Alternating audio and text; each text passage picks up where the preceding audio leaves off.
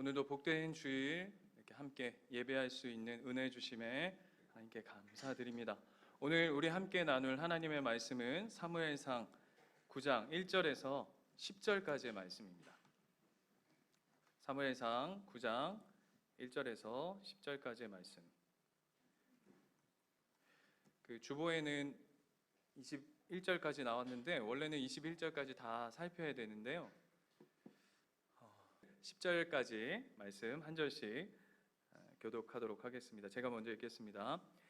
베냐민 지파의 기스라 이름하는 유력한 사람이 있으니 그는 아비엘의 아들이요 스롤의 손자요 베고레스의 증손이요 아베아의 현손이며 베냐민 사람이더라.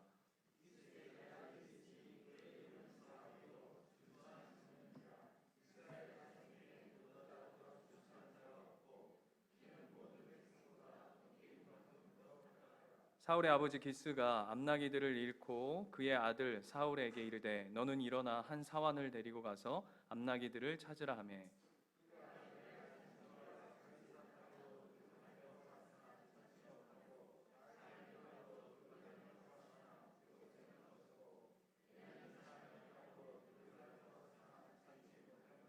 그들이 숲땅에 이른 때에 사울이 함께 가던 사환에게 이르되 돌아가자. 내 아버지께서 암나기 생각은 고사하고 우리를 위하여 걱정하실까 두려워하노라 하니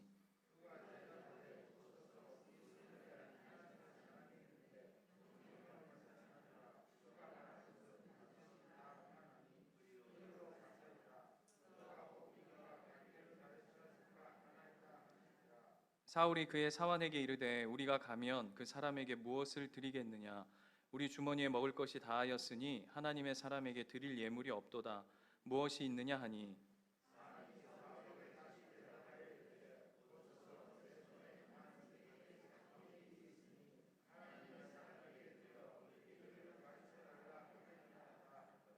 옛적 이스라엘의 사람이 하나님께 가서 물으려 하며 말하기를 선견자에게로 가자 하였으니 이는 선지자라 하는 자를 옛적에는 선견자라고 일컫더라. 사울이 그의 사환에게 이르되 내 말이 옳다 가자 하고 그들이 하나님의 사람이 있는 성읍으로 가니라. 아멘. 우리가 신앙생활을 하다 보면 우리 안에 이 어떤 누구나 가지고 있는 어떤 형편, 마음들이 있는데 그게 뭐냐 하면 일이 잘 되면 내 안에서 어떤 조건들을 삼고 싶어 하고요. 일이 잘 안 되면 그 이유를 밖에 두고 싶은 것이 우리의 인간의 본성입니다.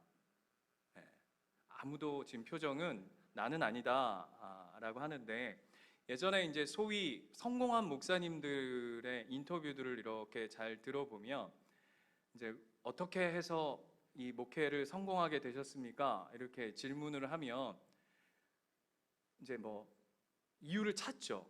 근데 여러분 대부분 뻥입니다. 대부분 뻥입니다. 자기도 몰라요. 자기도 왜 이 교회가 이렇게 성장하게 됐는지 본인도 모르는데 모르고 성장했고 모르고 부흥했고 모르고 이렇게 성공을 했는데 물으니까 뭔 이유를 찾아야 되지 않겠어요? 그러니까 되짚어 보는 거죠. 우리가 뭘 했더라? 라고 생각해 보지만 결국 그것이 답이 아닐 때가 참 많습니다. 여러분은 지금 이 자리에 이렇게 은혜를 누리고 또 하나님께서 여기까지 살게 하신 그 이유와 근거가 뭐라고 생각하세요?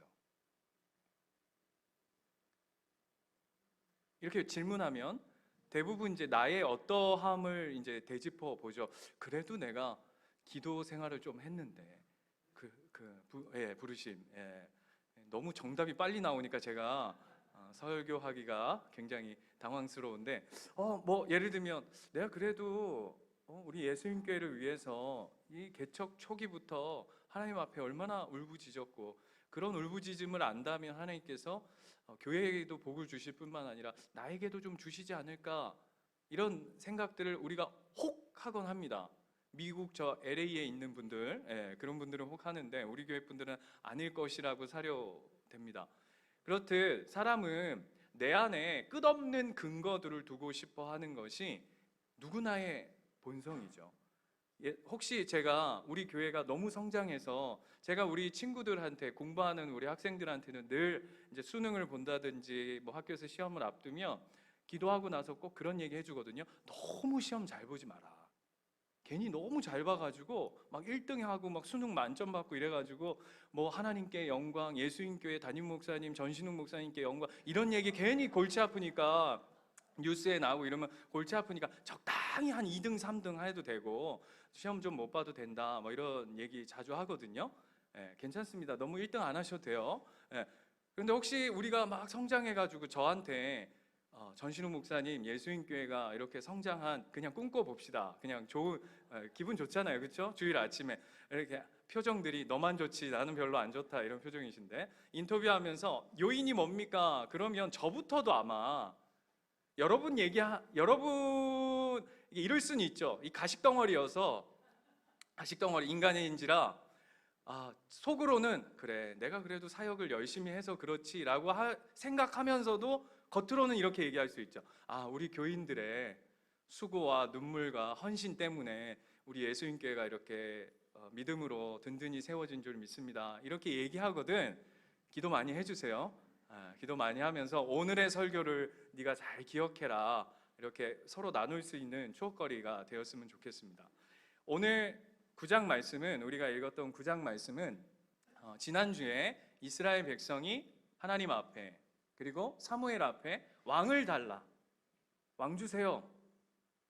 우리도 다른 나라들처럼 우리의 전쟁을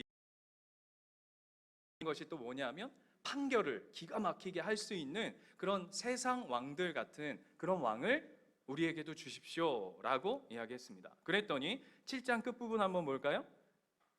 7장 마지막 절 22절을 보면 여호와께서 사무엘에게 이르시되 그들의 말을 들어 뭐하라 그러셨죠? 왕을 세우라 하셨습니다. 하나님이 그 이스라엘의 그 무지와 연약함에도 불구하고 그들의 이야기를 들어주셨다라는 것이 지난 7장이 아니라 8장이죠. 8장의 이야기로 마무리되어졌습니다. 그리고는 드디어 우리가 너무나도 잘 아는 사울이라고 하는 인물이 오늘 이제 9장에 등장합니다. 그런데요, 오늘 9장 이야기를 우리가 쭉 10절까지만 읽어봐도 쭉 보면은 뭐가 특징이냐 하면 사울에 대해서 굉장히 세세하게 오늘 성경이 이야기하고 있다는 것이에요. 여러분 아시지만 모세 아시죠? 네, 성경에서 산수를 가장 못하는 인물 누구라고요? 모세, 그렇죠? 굉장히 진지하면 큰일인데 모세인데 그 모세 이스라엘의 위대한 인물이었던 그 모세도 탄생 이야기에 있어서 별로 얘기하는 게 없어요.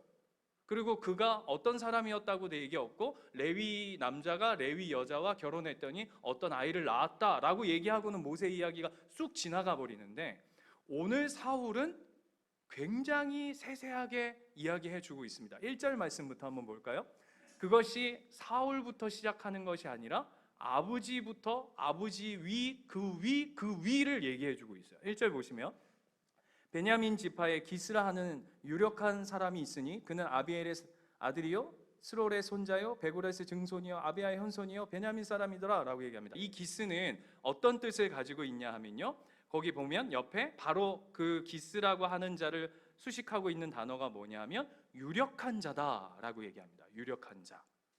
그러니까 우리식으로 하자면 유력한 자 플러스 기스인데 기스는 어떤 뜻을 가지고 있냐면 활이란 뜻을 가지고 있어요. 활. 우리 전쟁할 때 활. 그래서 혹자들은 이 사울의 아버지인 이 기스가 이 베냐민 지파 중에서도 우리식으로 하자면 어떤 식이냐면 뭘까요? 이게 장군 같은 권력자이면서도 어떤 전쟁과 관련된 힘을 가진 사람일 것이다 라고 얘기합니다. 근데 그 유력한 자의 아들이랍니다. 그러니까 지금 아버지가 장난 아니라는 거죠. 그죠? 뭡니까? 엄친아란 얘기예요. 이미 시작부터가 아버지가 일단 등등한 배경을 가지고 있다라고 오늘 1절이 시작하고 2절을 보시면 기스에게 아들이 있으니 그의 이름은 사울이요 준수한 소년이라 라고 되어 있습니다. 그러니까 무슨 얘기냐? 굉장히 잘생겼다는 얘기입니다. 그뿐만 아니라 그 다음 절 볼까요? 이스라엘 자손 중에 그보다 더 준수한 사람이 없고, 얼장이란 얘기죠. 그 다음에 키는 모든 백성보다 어깨 위만큼 더 컸더라. 자, 배경 좋고 얼굴 잘생겼는데 키도 커요. 끝난 거죠, 그죠? 네, 약간 저랑 비슷한 것 같은데 굉장히 비웃어도 어쩔 수 없습니다. 그런 상황이에요. 자, 한번 상상해 보세요. 그리고 여기서 안 끝나요. 3절 보세요. 3절 보면 사울의 아버지 기스가 암나기들을 잃고 그의 아들 사울에게 이르되 너는 일어나 한 사환을 데리고 가서 암나기들을 찾으라 한다라고, 그냥 뭐 암나기 잃어버린 이야기가 지나가는 것 같은데 그 이야기가 아닙니다. 이 당시에 집에 암나기들이에요. 그렇죠, 복수죠. 암나기가 아니라 암나기들이 있다라고 얘기하는 건 뭐냐면요, 집에 스포츠카가 그냥 쫙 깔려 있다는 얘기입니다. 뭐 우리 아는 것처럼 뭐 람보르기니, 포르쉐 뭐 이런 뭐 차들이 집에 쫙 깔려 있다는 얘기를 지금 하는 겁니다. 이 당시에 암나기는 우리식으로 하자면 스포츠카였어요. 그런데다가 사환이 뭐냐면 비서입니다. 그러면 이 이야기 여기까지만 딱 들으면 어떤 느낌이 확 드세요? 회장님 아들인데 얼굴도 잘생겼고 키도 크고 집에 스포츠카가 장장하며 그를 모시는 비서가 있다. 딱 어디 뭐 드라마에서나 나오는 우리 어떤 인물들이 막 떠오르지 않습니까? 그러면 여러분 한번 잘 생각해 보세요. 이런 사람들이 가지고 있는 특징들이 뭐죠? 회장 아들인데 완벽한 회장 아들이야. 돈도 겁나 많아. 그럼 보통 어떻죠? 예? 싸가지 없고 재수 없고 죄송합니다. 그런 인물에 엉망진창 논팽이, 그죠? 일은 안 하고 아버지 벌어놓은 돈 그냥 막 이래. 부러워요. 여러분 어때요? 부럽습니까? 그런 인물일 것 같은데, 자 5절 보세요. 5절 보면 그들이 숲당에 이른 때에 사울이 함께 가던 사환에게 이르되 돌아가자, 내 아버지께서 암나기 생각은 고사하고 우리들을 위하여 걱정하실까 두려워하노라 라고 얘기하는데, 이게 무슨 얘기냐? 효자라는 거예요. 바꿔서 얘기할까? 심부름도 엄청 잘해, 착해. 그런데다가 아버지 걱정, 부모 걱정을 하는 심성을 가졌더라. 이 설교 준비하면서요 굉장히 불편했어요. 이런 애들이 있구나. 이게 지금도 있는 게 아니라 성경 안에도 이런 인물들이 있구나. 여러분 다윗은 이 정도는 아니었잖아요. 다윗도 나름 스윗하게 생겼잖아요, 그렇죠? 다윗도. 그런데 다윗은 아버지한테 인정은 못 받았어요. 그래서 왕의 기름 부음 받을 때에 다윗은 뭐 하고 있었죠? 저 양치기나 하고 있었어요. 그런데 오늘 사울은 야, 이 기가 막히네요. 그리고 놀라운 건 자, 그 다음 절 4절을 제가 빠뜨렸는데 4절을 보면 그 심부름을 하는데 4절 보시면 그가 에브라임 산지와 살리사 땅으로 두루다녀 보았으나 찾지 못하고 사알림 땅으로 두루다녀 보았으나 그곳에서 없었고 베냐민 사람의 땅으로 두루다녀 보았으나 찾지 못하였더라 라고 되어 있는데, 원문은 어떻게 되어 있냐면 이런 식으로 강조하고 있어요. 두루다녔는데 없었다, 또 두루다녔는데 없었다, 그리고 또 두루다녔는데 없었다. 뭘 강조하는 거죠? 굉장히 자기 맡은 일에 성실하다라는 겁니다. 맡은 일도 성실하고 효자고. 굉장히 불편하죠, 주일 아침부터. 예. 이런 사윗감 있으면 아마 난리 날 거예요, 그죠? 난리 나서 막 서로 막 사위 삼으려고 막 난리 날 거예요, 그죠? 막 눈에 불을 켜고 막 서로 데려가려고. 회장님 아들에 착해, 효자야. 뭐 효자는 별로 안 좋은가? 아무튼 효자야. 뭐 아무튼 모든 면을 모든 면을 갖췄어. 이 무슨 얘기인지 아시는 분은 여자분들만 보통 알죠? 예, 외동아들이 아니기를 바라면서. 예. 그리고는 여기서 끝나지 않아요. 더 기가 막힌 건 6절 보세요. 6절 보면 그가 대답하되 보소서, 이 성읍에 하나님의 사람이 있는데 존경을 받는 사람이라 그가 말한 것은 반드시 다 응하나니 그리로 가사이다. 그가 혹 우리의 갈 길을 가르쳐 줄까 하나이다 하는지라 라고 누가 얘기하냐면 사환이 얘기합니다. 그랬더니 7절 말씀, 사울이 그의 사환에게 이르되 우리가 가면 그 사람에게 무엇을 드리겠느냐? 우리 주머니에 먹을 것이 다하였으니 하나님의 사람에게 드릴 예물이 없도다. 무엇이 있느냐 하니? 라고 얘기하는데, 이 두 절을 통해서 뭘 볼 수 있냐면, 이 사울은요 어떤 인간이냐면 종의 이야기도 귀 기울일 줄 아는 사람이에요. 설교 그만하고 싶은 인간이에요. 완벽하죠. 종의 얘기에도 귀 기울이고, 그뿐만 아니라 선지자를 찾아가자는데 나중에 선지자가 누군지 아시죠? 사무엘이에요. 사무엘을 만나는 데 있어서 그냥 찾아가는 게 아니라 그분을 찾아가는데 예의도 갖출 줄 아는. 그리고 이 일은 하나님께서 우리에게 지혜를 주시면 우리 마음속에 우선순위도 구분이 되는, 이게 기가 막힌 인물 아닙니까? 좀 묵상 좀 해보세요. 네, 이런 사람이 우리 교회에 있으면 얼마 나이도 별로 안 됐을 것 같은데 장로감 아니겠습니까? 그죠? 표정들이 왜 이러세요? 우리 교회는 이 정도 돼야 장로로 세우는구나. 그거 아니라고 이제 오늘 얘기하려고 그래요. 그래서 여러분, 퍼펙트하다는 걸 보여주죠. 어떤 모든 면에 있어서 완벽하다라는 것을 무려 9장 거의 원래는 21절까지 다 그거예요.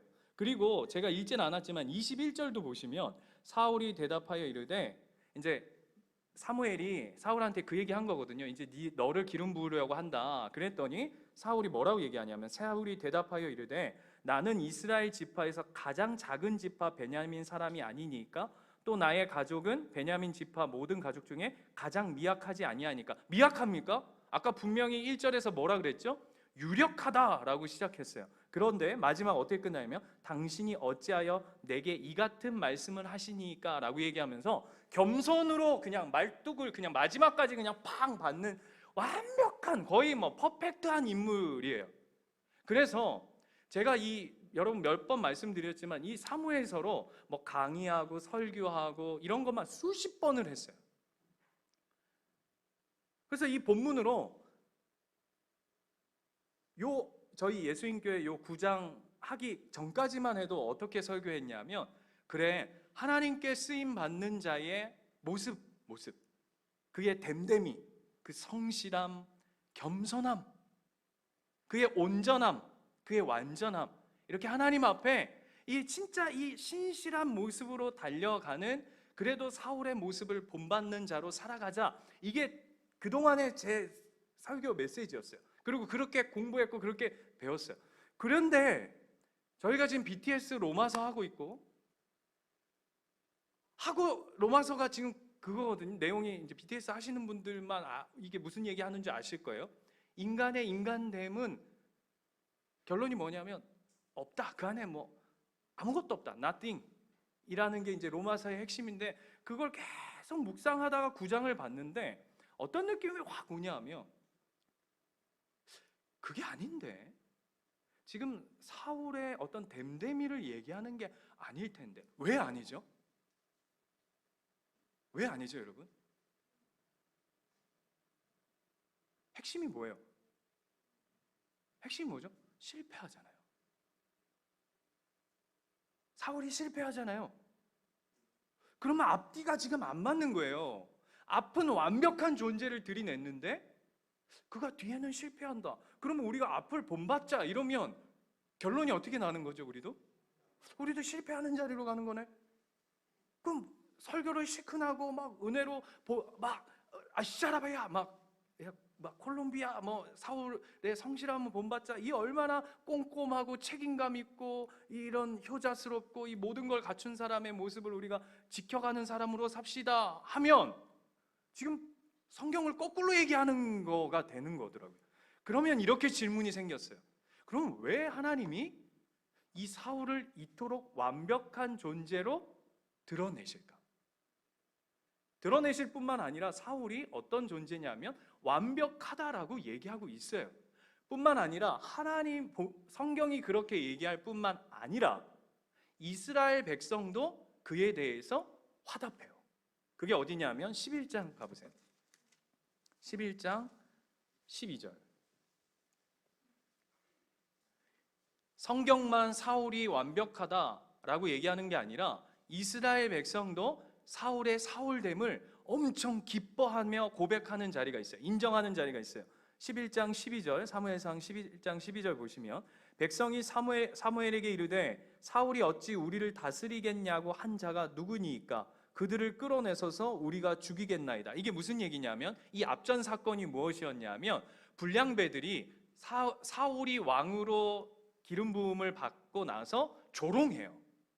어디 뭐 저런 인간이 어떻게 뭐 왕이 될 수 있겠냐? 막 불량배들이 껄렁껄렁하면서 막 이제 막 반대하고 조롱하거든요. 근데 그러고 나서 어떤 일이 벌어지냐면 갑자기 전쟁이 벌어지는데 사울이 어디서 생긴 용맹함인지 갑자기 용맹함을 끌어안고는 이스라엘 백성들을 끄집고 나와가지고 전쟁에서 완승을 해버립니다. 앞에 댐댐이와 뒤에 어떤 모습을 보여주냐면 왕으로서의 용맹한 모습까지도 이제 다 확인하게 되는 거죠. 그러면 이스라엘 백성이 지난주에 하나님 우리에게 왕을 주십시오라고 얘기했던 그 왕, 인간의 왕으로서 최고의 인물이 누구란 얘기예요? 사울이란 얘기예요. 지금 성경이 그 얘기를 하고 싶은 거예요. 니들이 그토록 달라고 했던, 니들이 그토록 원했던 인물이 누구냐 하면 바로 오늘 이 왕 사울이라는 거예요. 그랬더니 그걸 보고 경험한 이스라엘 백성이 오늘 이야기하는 거야. 누가 사울 보고 이 허접하다 그랬어? 나와, 우리가 가만 안 두겠어. 지금 막 이스라엘 백성들이 흥분해가지고 설치는 거죠. 이제 우리 드디어 우리가 원하던 왕을 만났다. 그리고는 13절 보세요. 사울이 이르되 이날에는 사람을 죽이지 못하리니 여호와께서 오늘 이스라엘 중에 구원을 베푸셨느니라. 14절 사무엘이 백성에게 이르되 오라 우리가 길갈로 가서 나라를 새롭게 하자. 막 지금 막 한 나라가 들썩들썩하고 있는 겁니다. 15절 모든 백성이 길갈로 가서 거기서 여호와 앞에서 사울을 왕으로 삼고 길갈에서 여호와 앞에 화목제를 드리고 사울과 이스라엘 모든 사람이 거기서 뭐 했더라? 크게 기뻐했더라. 그러니까 사울이 우리의 왕이 됨을 기뻐하며 잔치했더라 라고 얘기하는 겁니다.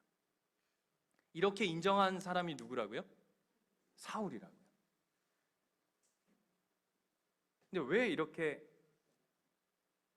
거창하게 사울을 하나님께서 띄워주실까요? 그리고 왜 완벽한 존재를 이스라엘에게 허락하실까요? 지난주만 해도 하나님이 왕 달라고 한 이스라엘 백성에게 별로 탐탁치 않아 하셨어요. 니들이 왕 달라고 하는 건 왕이 필요해서가 아니라 하나님이신 나를 거부하는 거다 라고 얘기하는, 그리고 내가 너희들을 니들의 요구가 싫은 이유는 왕의 제도의 문제가 아니라 너희들의 중심의 문제다 라고 얘기했어요. 그랬던 하나님이 지금 완벽한 존재를 그들에게 내어주세요. 이유가 뭘까요? 우리를 너무 잘 알기 때문이에요. 왜냐? 제가 이렇게 써왔어요. 하나님 입장에서 괜히 또 어설픈 인간 왕으로 세우면 뭐라고 원망할 거냐면 거 봐라, 하나님 하시는 일이 그 모양 그 꼴이지. 저 디디하인 저거 띨빵하인 또 뭐 있죠? 얼음하인 허름하이 찌질하이 저런 거 세워놓으니까 이 모양 이 꼴이지. 우리가 원한 왕은 그 왕이 아니에요 라는 분명히 나중에 일이 틀어지고 어그러지면 분명히 누굴 원망할까? 하나님 원망한다고요. 똑바로 세우셨어야지. 똑바로 애시 당초에 목사를 주려면 좀 제대로 된 목사를 좀 세워야지. 이 교회가 문제가 생기면 누구 책임하려고?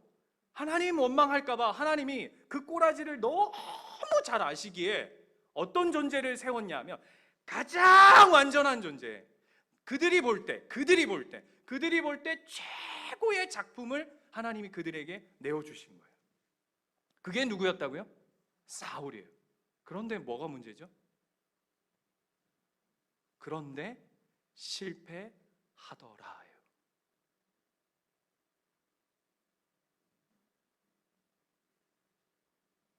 사무엘상 9장은 사울의 댐댐이를 얘기하는 게 아니에요. 사울됨을 얘기하는 게 아니에요. 우리 그의 성실함을 본받자 얘기하는 게 아니에요. 하나님이 왜 사울을 그들 앞에 내어줬는가 하면 이런 인간의 조건, 니들이 원하는 그 어떤 자리, 니들이 생각하는 그 좋음이 진짜 좋음이가 고민해라. 그래서 오늘 본문 보시면, 다시 한번 본문 돌아가 보시면 2절에 사울을 묘사하는 것에 있어서 제일 강조하고 있는 부분이 뭐냐면 준수함이래요. 준수함. 우리식으로 하자면 잘생겼다는 거거든요. 그런데 이게 원문으로는 토부예요. 토부. 여러분 토부 들어보셨습니까? 뭐였죠? 어디에서 제일 많이 나오죠? 창조 때 하나님이 보시기에 좋았더라, 보시기에 좋았더라, 보시기에 좋았더라, 보시기에 심히 좋았더라. 그게 토부예요.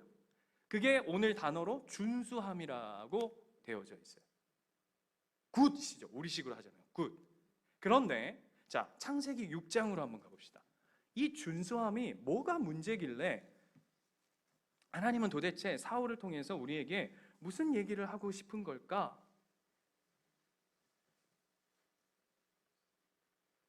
창세기 6장 1절.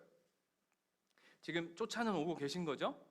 네, 6장 1절을 보면 사람이 땅 위에 번성하기 시작할 때에 그들에게서 딸들이 나니 하나님의 아들들이, 지금 이 본문에 하나님의 아들은 누구고 사람의 딸들은 누군지 그거는 나중에 우리 해결합시다. 나중에 해결하고 오늘 보세요. 2절. 하나님의 아들들이 사람의 딸들의 아름다움을 보고 자기들이 좋아하는 모든 여자를 아내로 삼는지라 라고 돼 있는데, 여기에 아름다움이 뭐냐면 토부예요. 다시요. 여기서의 아름다움이 토부예요. 아까 우리 사무엘상으로 하자면 준수함이죠. 그런데 아니, 사람의 아들들이 딸을 보면서 와 이쁘다 라고 하는 게, 와우 뷰티풀 이 하는 게 죄입니까? 잘못입니까? 아니 생각해보세요. 어우 봤는데 와우 야 아니야 와우 막 망했어요. 얼굴이 막 민주주의야 막. 야 이게 문제입니까? 아니면 너무 아름다우십니다. 뭐가 문제죠? 왜 아름답다 하는데 왜 그게 잘못이에요? 여러분 목사님 사모들 다 이쁜 거 아시죠? 제가 수영로 교회에서 사역하면서 저것들 다 말은 뭐 하나님의 영광, 뭐 하나님 사역한다 그러면서 다 이쁜 자매들만 다 이렇게 데려와가지고 제일 착하고 이쁜 여자들만 골라가지고 다 결혼했더라고요. 지금 표정들이 니도 할 말 아니다 뭐 이런 표정들이신데 네, 목사 사모들이 예뻐요. 그러니까 그 준수함이 있죠, 그죠? 그게 죄입니까? 여러분 대답 잘하셔야 돼요. 저를 죄짓게 만드는 그게 그게 죄예요? 아니잖아요. 근데 오늘 왜 하나님이 이토록 그 다음 뭐라 그러신지 아세요? 그들이 하나님과 영원토록 이제 난 너희와 함께하지 않겠다라고 얘기하면서 니들이 이제 육신이 됐다 그럽니다. 뭘 이렇게 잘못한 거죠? 거기 핵심은 여기에 있어요. 6장 2절에 보면 자기들이 좋아하는 모든 여자를 아내로 삼는지라인데, 이 삼는지라가 뭐냐 하면 취하다예요. 취하다. 근데 이 취하다는 원래 어디에 사용되어져 있는 부분이냐면 2장으로 한번 가보실래요? 창세기 2장. 창세기 2장에 가면 21절에 보면 이렇게 돼 있어요. 여호와 하나님이 아담을 깊이 잠들게 하시니 잠들매 그가 갈빗대 하나를 취하고, 똑같은 단어예요. 22절에 여호와 하나님 아담에게서 취하신. 23절에 아담이 이르되 이는 내 뼈 중에 뼈요 살 중에 살이라 이것을 남자에게서 취하였은즉 여자라 부르리라 하니라 하는 이 취하였음이 오늘 6장 2절에 자기들이 좋은 것, 이쁜 것 가지고 취했다는 단어와 같이 사용되고 있습니다. 뭐가 문제냐면 좋은 게 문제가 아니라 하나님의 아내는, 부부는 누가 허락하시는 거죠? 누가 취하시는 거죠? 여러분 착각하지 마세요. 남편이 아내를 취하는 거 아닙니다. 아내가 남편을 취하는 거 아닙니다. 마태복음에서 분명히 성경이 얘기하죠. 하나님이 짝지은 것을 사람이 나뉠 수 없다라고 얘기해요. 우리의 부부의 가장 첫 번째 언약의 핵심은 하나님이 우리 두 사람을 엮으셨다라는 고백이 담겨져 있는 거예요. 물론 내가 이뻐서 선택한 것 같고 내가 저 사람이 필요해서 원한 것 같으나 그 모든 것을 이루어 가시는 이는 하나님이시다라는 고백이 있는 거죠. 그런데 오늘 6장에서 뭐가 틀려 먹었냐면 하나님이 엮으시고 하나님이 취하시고 하나님이 만드셔야 하는 그 관계 속에서 이제는 뭐냐 하면 내 눈에 보기 좋은 것, 내 생각에 좋은 것, 내 마음에 들어오는 것, 쉽게 말하면 그냥 외형, 그러니까 내가 좋은 것으로 선택하는 그 인간의 모습으로 인간이 치닫아 버렸다는 거죠. 바꿔서 얘기해 볼까요? 너희들에게 진짜 좋은 게 좋은 거냐고 물으시는 거예요. 니들의 눈에 보기 좋은 것이 진짜 정말 좋은 거니? 돈 많이 벌면 진짜 좋은 거니? 그러면 하나님이요, 하나님 믿는 사람은 다 랭킹 안에 다 넣어 놓으셨어야 할 거예요. 왜요? 우리 하나님은 우리에게 가장 좋은 걸 주시는 하나님이시니까. 왜 아멘이 아무도 없죠? 네. 근데 좋은 게 아니더라 라고 얘기하는 거예요. 오늘 사울을 하나님이 가장 완전한 존재, 완벽한 존재를 이스라엘 백성 앞에 세우신 이유가 뭐냐 하면 이 인간으로는 안 된다 얘기하는 거예요. 너희들이 좋다고 얘기하는 그 인간의 모든 조건들을 다 갖춘 자여도 결국 실패의 자리, 절망의 자리, 하나님을 떠나는 자리로 가더라 라고 하는 것이 오늘 본문의 핵심인 거죠. 마태복음 19장 가볼까요? 마태복음 19장.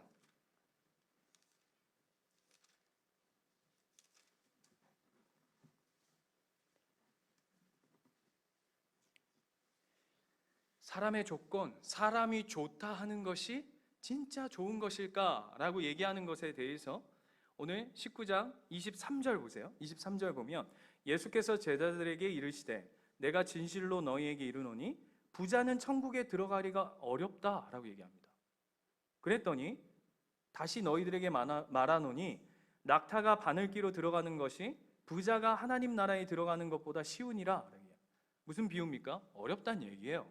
그죠? 부자가 하나님 나라 들어가기 구원받기 어렵다라는 얘기입니다. 그랬더니 제자들이 겁나 놀래요. 겁나 놀래요. 왜요? 왜 놀래죠? 여러분, 이 당시에 부자는 어떤 의미를 가지고 있었냐면 하나님께 축복받은 자라고 생각을 했어요. 그러니까 여기서의 부자란 우리식으로 하자면 아까 얘기처럼 하자면 인간의 조건, 인간이 가질 수 있는, 인간이 좋다라고 얘기하는, 아까 그 토부, 자신들이 좋다 하는 최고의 조건을 가진 자로서 오늘 본문의 부자인 거예요. 바꿔서 해볼게요. 여러분이 내가 이걸 가지면 나는 나에게 가장 좋은 존재, 나는 좋은 거야 라고 생각하는 그 어떤 것, 예를 들면 여러분 각자마다 다 다를 거예요. 어떤 분은 그게 똑같이 물질적인 분이 있을 거고 어떤 분은 뭐 다른 부분들이 있을 거고, 그걸 다 통칭해서 오늘 뭐라고 얘기하는 거냐면 부자라고 얘기하는 거예요. 인간의 어떤 조건이 좋다고 해서 하나님 나라에 들어갈 수 없다라고 얘기하니까 제자들이 화들짝 놀라는 거죠. 왜냐하면 그 앞사건이 바로 뭐냐 하면 재물이 많은 청년의 이야기였어요. 이 청년도 어떤 청년이냐면 신약판 사울이죠. 네, 제가 자주 이 청년 설교했어요. 얘른다. 이 청년도 굉장해. 막 다 갖췄어요. 신약판 사울이에요. 그냥 얘기하기 길어질까봐. 그랬는데 그가 야, 네가 가진 거 다 놓고 다 나눠주고 너 나 따라와. 그랬더니 이 청년이 예수를 따르지 못해요. 그랬더니 예수님 뭐라 그러시죠? 얘는 다 가졌어. 100가지 중에 99가지, 아니 100가지를 가졌는지도 모르겠어. 그런데 단 한 개가 없다 그래요. 단 하나가 없어서 이는 아무것도 아닌 존재라고, 영생을 얻지 못한다 그러거든요. 그게 뭘까요? 그게 그리스도예요. 다 가졌다니까. 다 가졌어요. 그래서 결론이 어떻게 나냐면 26절 보세요. 25절 제자들이 몹시 놀라 이르되 그렇다면 과연 누가 구원을 얻을 수 있습니까? 라고 묻는 거예요. 아니 이렇게 좋은 조건을 가진 자도 구원을 못 받으면 도대체 누가 구원받습니까? 했더니 예수님이 기가 막힌 얘기를 하시죠. 예수께서 그들을 보시며 이르시되 사람으로는 할 수 없으나, 이걸 오늘식으로 바꿔볼까요? 사람이 가진 조건으로는 안 된다. 사울 아니라 5울, 6울, 7울이 와도 안 된다. 사람의 조건으로는 안 된다. 왜 이렇게 웃기려고 했는데 굉장히 진지하고 지금 분위기가 왜 이런 거지? 사람으로는 할 수 없으나, 그 다음 같이 한번 읽어볼까요? 시작. 하나님으로서는 다 하실 수 있느니라. 이걸 가르치고 싶으신 거예요, 하나님. 그래서 다음 주가 뭐냐 하면 사람으로는 안 되나 하나님으로는 다 하실 수 있느니라가 다음 주예요. 오늘 그 얘기하는 거예요. 여러분 구약 역사를 보시면, 구약 역사, 여러분 구약 역사가 몇 년이죠? 전체가 겁나 길죠, 그렇죠? 몇 년인지 몰라도 엄청 긴 건 아시죠? 여보세요? 예, 대략 뭐 사사시대 400, 왕정 400, 또요 암흑기 400, 뭐 이렇게만 갔다 해도 뭐 1000년이 훌쩍 넘습니다. 굉장히 오랜 구약의 역사들을 가지고 있어요. 뭐 족장시대 뭐 이런 건 뭐 더하지만 않아도 벌써 몇천 년이 되잖아요. 그런데 여러분 잘 보세요. 구약 시대를 잘 압축하면 다 뭐냐 하면 사람의 역사입니다. 자 보십시오. 하나님이 족장들을 보내죠. 그죠? 그 다음에 사사들을 보냅니다. 수많은 사사들을 보냅니다. 그 다음에 어떻게 되냐면 왕들을 세우시죠. 그 다음에 어떻게 하시죠? 제사장, 뭐 선지자, 숱한 사람들을 하나님께서 보내시죠. 그게 구약 역사잖아요. 역사 내내 하나님의 사람들, 뭐 온갖 사람들을 다 갖다 보냅니다. 결론이 뭐였어요? 결론 망하더라예요. 안 되더라예요. 말라기를 끝으로 구약 역사가 사람으로는 답이 없구나라고 내리는 결론이 끝나는 거잖아요. 그리고는 새로운 역사, 신약, 누가 오시는 거죠? 예수 그리스도. 여러분 성경의 역사뿐만 아니에요.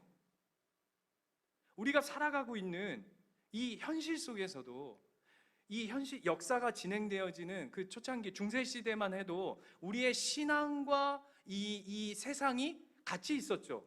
그게 중세 시대잖아요. 그냥 종교가 정치였고 정치가 종교였고, 그렇죠? 목사님 저는 그때 안 살아봐가지고 잘 모르겠습니다 하시는 분들은 역사책 한번 보세요. 그게 하나였다가 이제 뭐가 생겨지냐 하면 계몽주의가 일어나면서 르네상스 이렇게 되면서 뭘 하냐면 종교와 신앙과 이 삶을 분리해버려요. 그래서 이성과 과학이 아닌 신앙이라는 것은 저 우주 밖으로 밀어내버렸죠. 그래서 다 뭘로 감했냐 하면 이게 이성적이냐, 이게 합리적이냐, 이게 과학적이냐, 이런 차원으로 다 접근해져 왔어요. 그러다가 역사가 어떻게 흘러갔습니까? 세계 1차 대전, 2차 대전을 경험하면서 아, 사람이 합리와 이성과 과학을 쫓아도 답이 아니구나. 그래서 막 그 다음이 뭐예요? 뭐 실존주의도 해보고 뭐 해보고 뭐 다 해봤는데도 또 안 돼. 그래서 결국 인간이 어디로 갔죠? 허무주의로 갔죠. 야, 이건 뭐 안 되네. 기가 막힌 게 이게 인간이에요. 하나님으로부터 떠나서 지들의 힘으로 다 채워봤는데 그게 이성이고 과학이었으면, 그게 아니다 하면 다시금 어디로 가야 됩니까? 하나님께로 돌이켜야 되는데 그게 아니라 에이 모르겠다, 이게 허무주의죠. 허무주의 해봤더니 여기에도 미치겠는 거예요. 전부 다 답이 없다 이러고 살아대니까. 그래서 지금 우리가 살고 있는 시대가 뭡니까? 다원주의잖아요. 그냥 죄송해요, 네 맘대로 살아라. 그냥 니는 네 맘대로 살고 나는 내 맘대로 살고 너는 너 맘대로 살고, 이런 시대에 돌아해버리죠. 답이 뭐예요? 우리가 살고 있는 이 시대에, 우리가 살고 있는 이 역사 속에서의 답도 인간이 답이 되지 않더라는 거죠.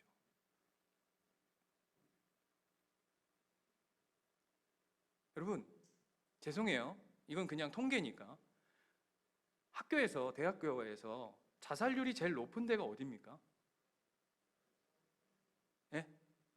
카이스트, 또 서울대, 뭐 포항공대, 뭐 이런 데잖아요.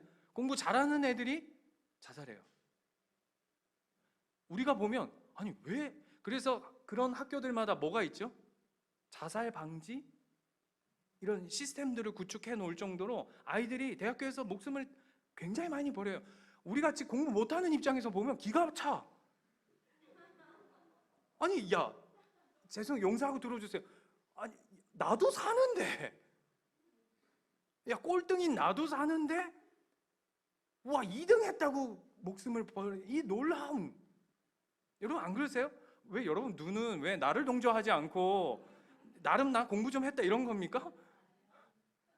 그게 인간이에요. 어디 여기서 답이 있습니까? 근데 자꾸 답이 있대, 인간에게. 여러분 보세요. 과학이 사랑을 설명할 수 있던가요?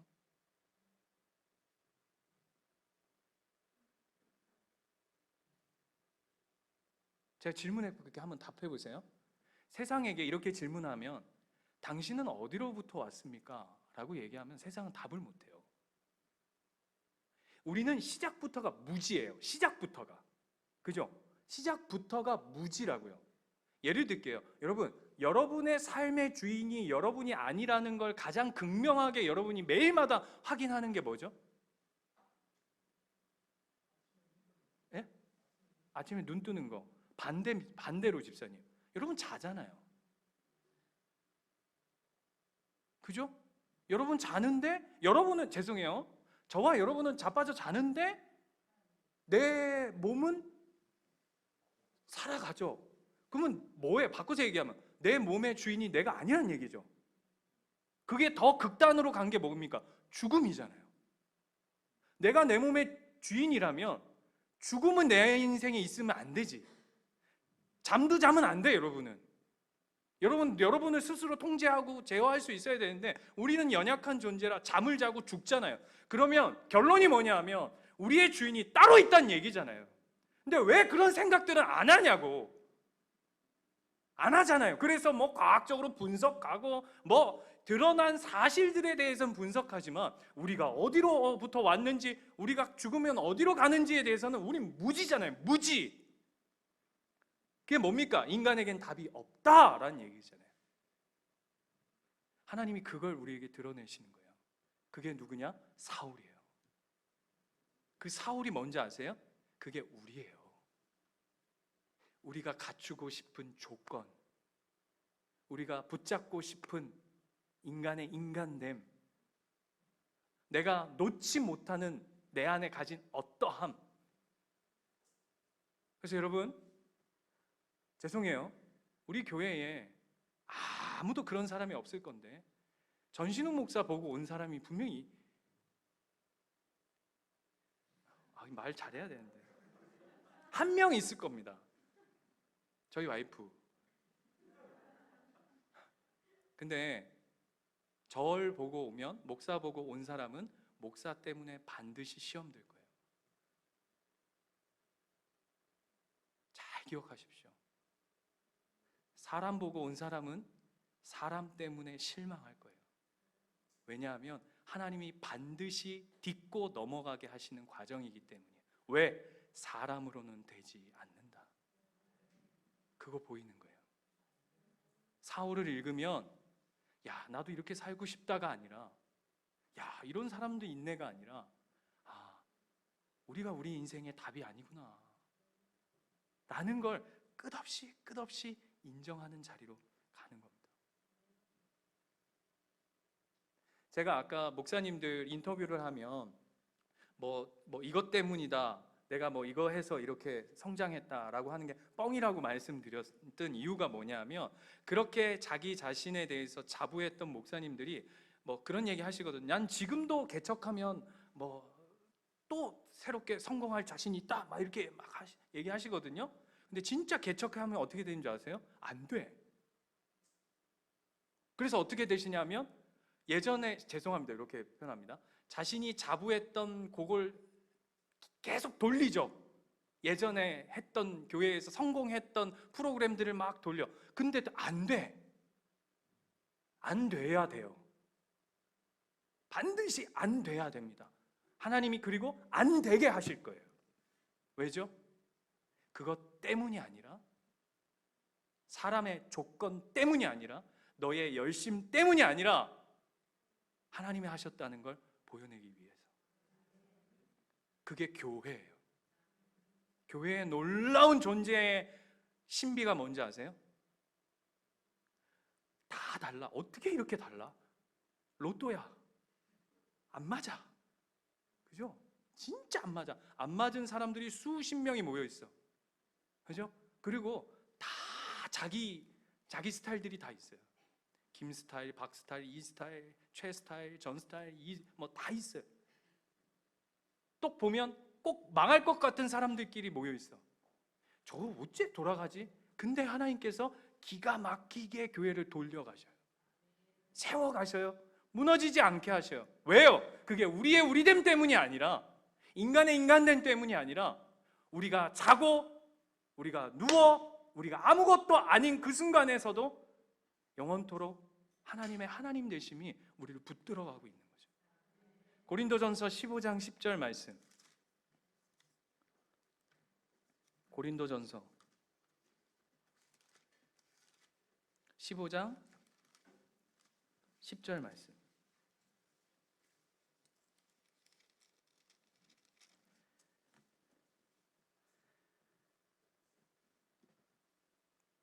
오늘 설교 제목이에요.